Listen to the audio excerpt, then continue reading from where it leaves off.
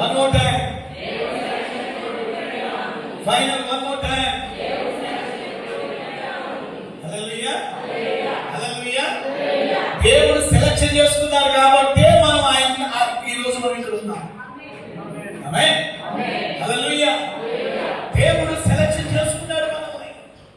ఆదామును కూడా దేవుడు సెలక్షన్ చేసుకున్నాడు. దేవుడు అంటున్నాడు ఇక్కడ 7వ వచనంలో, నీ జ్ఞానాన్ని బట్టి నేను నిన్ను ఎన్నుకోలేదు, నీ టాలెంట్స్ బట్టి నేను నిన్ను ఎన్నుకోలేదు, నీ బ్యాక్గ్రౌండ్ బట్టి నేను ఎన్నుకోలేదు. అసలు ఇంత యాజకత్వాన్ని నేను నీకు ఇవ్వటానికి కారణం ఏంటో తెలుసా? అహరోన్, నా దయ నీ మీద ఉన్నది. ఆమేన్. చెప్పాలి, ఏముంది? అమ్మాట చెప్పండి, దేవుని దయానండి. మీ భక్తుల వారికి చేయించి దేవుని దయ చేత నీకు దేవుడు యాజకత్వాన్ని అప్పగించడని చెప్పండి. దేవుని దయ చేత నిన్ను దేవుడు సేవకి పిలిచాడు. ఆయన దయ చేత నిన్ను సేవకి ఏర్పాటు చేసుకున్నాడు. కాబట్టి ఎక్కడైనా నీవు అతిశయపడవద్దు. ఏమడవద్దు?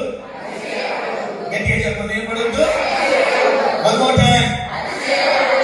ఏం పడవద్దు? కాబట్టి అతిశయపడకుండా నిమిత్తము అమ్మాట చెప్పండి, ఏం పడకూడదు నిమిత్తం? అహరోనుతో దేవుడు అంటున్నాడు, ఈ యాజకత్వం నేను నీకు అప్పగించానంటే నీ జ్ఞానం బట్టి కాదు, నీ టాలెంట్స్ బట్టి కాదు, నీ బ్యాక్గ్రౌండ్ అప్పటి కింద గ్రౌండ్ బట్టి కాదు నాయనా. నేను నీ యాజకత్వాన్ని అప్పగించాను అంటే నా దయనే. It's my kindness, my kindness upon your life. That's why I gave this priesthood ministry. నా దయ నీ మీద ఉంది కాబట్టి ఈ యాజకత్వం పరిచర్య నీకు ఇచ్చాను అంటున్నాడు. హల్లెలూయా. సో ఇక్కడ నేను మీకు చెప్పాలని ముఖ్యమైన మాట ఏంటంటే, ఎంతమంది దేవుడు ఏర్పాటు చేసుకున్నాడు. హల్లెలూయా.